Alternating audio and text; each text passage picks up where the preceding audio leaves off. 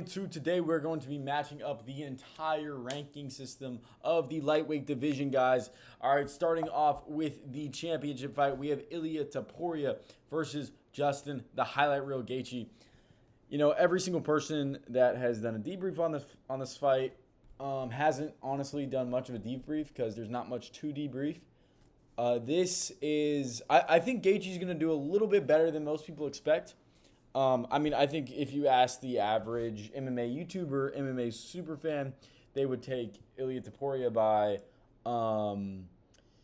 pretty much by eyesight. You know what I mean? I think that they would just take him by mogging. But, you know, I think if we're being serious here, I think I don't think Topuria gets through him as easily as he did to Charles Oliveira. Charles Oliveira was trying to walk him down, and Gaethje's not an idiot, okay? I know Gaethje might fight like an idiot, but he knows what he's going up against, and he's not going to fight like that. I do still have Ilia Topuria knocking him out. I do have him knocking him out in probably the second or third round. I think Gaethje will do a good job to survive. I just think it's going to take a bit too... It's just going to take him playing perfect to be able to make this. This doesn't go to the decision. I don't think Gaethje's going to be willing to strike in the pocket at all. I think his entire game plan is going to be to chew up that right and left calf and really test his grappling and see if Ilia's grappling is as good as it says so. I think against Gaethje, it's still going to look pretty dang elite. I could see Ilia Topuria by sub, maybe first or second round sub. But Topuria is going to get a finish here. Topuria is just that guy. I rewatched the Oliveira fight maybe a week ago. It was stunning. It was stunning what that guy did to Charles Oliveira, especially after looking at what he did in the Max fight. For the grade you see on the top left-hand side of the screen, that is like how much they should have made the fight. It's an A+. I mean, it's like there's no other fight that you could make. It's not like you would. He's the interim champion. Justin Gaethje deserves a shot. Now, Gaethje did deserve to fight for the interim championship. Should not have been fighting Paddy Pimblett. Should have been fighting either you could have had Holloway vacate the BMF and you could have done it for the interim. Him and Holloway, which I know he got highlight reel KO'd, but I think that you could have redone that fight for the interim and it would have made sense. Or you could have obviously done the Arman matchup. I think the Arman matchup also makes tons of sense too. I also just don't like giving him that shot after sitting out for 16 months and then doing all the headbutting and all the nonsense that Arman does. So that's why I kind of would prefer Holloway, although really would have been open to Arman too if you wanted to do that BMF Holloway-Oliveira fight too. Both of those things make total sense to me. Coming in next, we have obviously the next fight in the BMF lineage. I'm not a guy who thinks that they should take away the belt from Charles Oliveira. I don't think that makes a lot of sense. I think that the BMF belt just gives you an opportunity to continue to make fun fights. Like Holloway versus Oliveira is a huge fight. It was able to sell out a pay-per-view. You know what I mean? And it's like the problem with not having that many divisions. You only have 8 divisions. And if you're going to stack a card and have 2 or 3 title fights on it, it's tough. You know what I mean? So you do the Merab Beyond card where you have 2 champions fighting on it. And then you do, you need some lay-up pay-per-views. And I think that this can make a great pay-per-view in August. I think that everyone would be hyped as much as they would for a world championship fight. And if it's not for a belt, people aren't going to be as interested. And you can't, like, this couldn't headline without the BMF belt. And I think with the BMF belt, guys, I think this could be fight of the year. I'm going to be honest. Like, the grappling would just be so entertaining. I think Arman would probably show levels here. Not levels. That might not be the best way to phrase it, but I think Arman would show he's entering into his prime, and he would take out Charles Oliveira, and it would really set this fight up, the Ilia versus Arman fight, even more, because people know who Arman is. But having him do that to Charles Oliveira, oh my gosh, guys, that would be huge. That would be huge for the sport. Set it up for, like, I don't know, April next year. Like, come on, okay? Maybe February. Like, let's get this fight, okay? Also, Ilia, I don't want to hear, okay.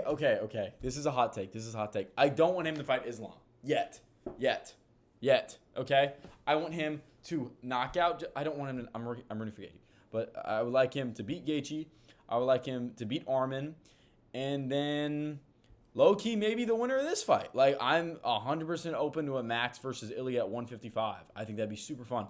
I'd be open to BSD. I'd be open to Paddy. Like, these are fights that I want to see Ilia Topuria take. I want to see him at least defend his belt 3 times.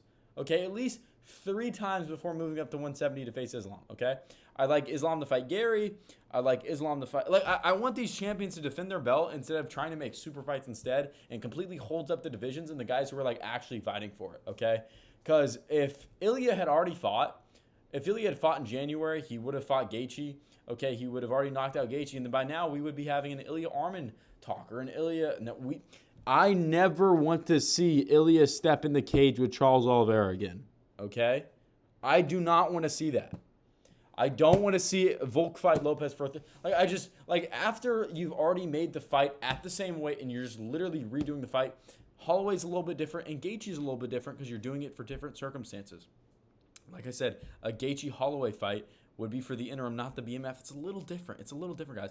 Like, as long as the circumstances aren't the exact same, like Holloway Topuria at 155. Like, these are things I want to see. All right, going on next. Holloway BSV. Yeah, this is the fight you make if you want Holloway's career to be over, because he would lose this fight. Which I don't want Holloway's career to be over, but it's the fight that has to happen, guys. And I think these are the kind of fights the UFC is scared to make. The UFC is scared to make the fights I want to make, okay? Because one, they might not always be the most fun fights, okay? I might not make the most fun fights, okay? I think that is for whenever guys are moving up in the rankings. What I think top 10 fights are for is the fights that make sense. Okay, the number 4 fighter should be the number 4 fighter coming off a loss should fight the number 5 fighter coming off a win. Okay, BSD, you look great against. You look great against Dan Hooker. Let's give you a shot against Max Holloway. Let's see if you can do it to a striker of that caliber. And hey, Max, can you still defend? Can you defend a freaking takedown? Let's see, and not just get. And this would be the second best grappler he's ever fought. I think Oliveira is obviously a better grappler, but BSD, he'd be tough, man. I think I'd take BSD in this fight. All right. On the next fight, I would like to see Paddy against Gamrot, the winner of Gamrot versus Ribovic. Dan Hooker's coming off a loss, so you couldn't do him. So Gamrot's kind of next. And listen, Gamrot's a scary grappler. Okay, I think Gamrot probably wins this fight. And I think Gamrot deserves one last shot if he does win, kind of up in the rankings. He did get demolished against Oliveira, but he did beat Arman. I know it was a close fight, but he did beat Arman. And it's like, these are fights that I want to see. I want to see Gaethje. I want to see Paddy. Paddy can sell whatever fight he's fighting. But I also don't want Paddy fighting Holloway. In what world does that make sense? Paddy just lost to Justin Gaethje, guys. He just lost to Justin Gaethje. He needs to fight back. Okay? Let's see him. Like, him beating Gamrot is huge for his career because it makes him a legit fighter now. Now he has a legit win on his resume. Like, a true legit win. Michael Chandler's kind of legit. We'll see after the Hoofy fight. You know what I mean? But if he loses that, he's literally 2-6 in the UFC. That's not a legit win.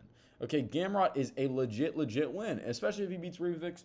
If Ribovic wins, let's see how good Ribovic is, and let's try to build another star. If he beats Paddy, we're off to the races. All right, on to the next fight.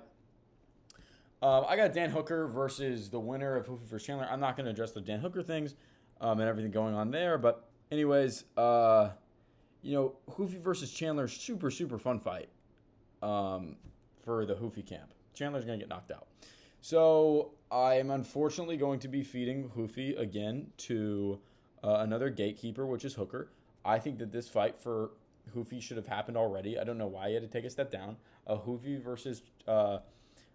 versus Hoofy fight would be super fun.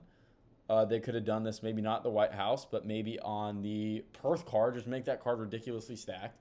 You know what I mean? You could add this to the co-main, and then you could have made the Benny fight the featured fight. But yeah, I think Dan Hooker's at the part of the career where you kind of sacrifice him to the top guys coming up. So he would have to fight Hoofy, and that'd be a good fight. And if Chandler wins, honestly, vacate the BMF and have this be the BMF fight. Freaking Hooker versus Chandler for the BMF. Oh my gosh, guys. Oh my gosh, that's elite. All right. Or you could do Hooker versus Connor at 170. That's a phenomenal idea. That's just a banger idea for me. All right. Coming in, Moicano versus Chris Duncan. I don't love this fight from Moicano. I would like to see Moicano maybe fight like Emmanuel. I know Emmanuel Torres. I know he just fell out, so I'm not going to really hate on him for that. Or Frezion. Like, I'd like to see him still fight someone in the rankings. You know what I mean? But Chris Duncan's super dangerous, and, he's going to give him pretty much all he can handle. I know Chris Duncan's such a great grappler and everything. So it's like this will be a really interesting fight, and I'm really excited. Do I think it should headline, though, an Apex fight card? No. I think this could, though. I think Hooker versus Hoofy absolutely could. Like, it's like, I think from 6... So this is right on the edge of being able to headline something for me. I would like to see Moicano facing a ranked opponent, though, to make this the headline. Like, Emmanuel Torres, you could build that star up. Like, even if Chris Duncan wins, it's like, I don't know. I give this fight a B. I'd like to see him against a ranked opponent, but it is what it is. All right, next fight, we got Benny versus Quillen Salkilled. I give it an A-. I think this fight, if you can't get Manuel Torres or Ferez, like, you can't get Manuel because he just backed out, and you can't get Freziam, I'm assuming, right? So Salkilled would be next. I'm open to Salkilled for sure. This will be a fun fight for, like, the 2 minutes that last. Because, listen, I'm rooting for Benny. He's a good guy, good Christian male. But, yeah, Quillen's going to knock him out. All right, next fight, last fight, is Manuel Torres versus Freziam.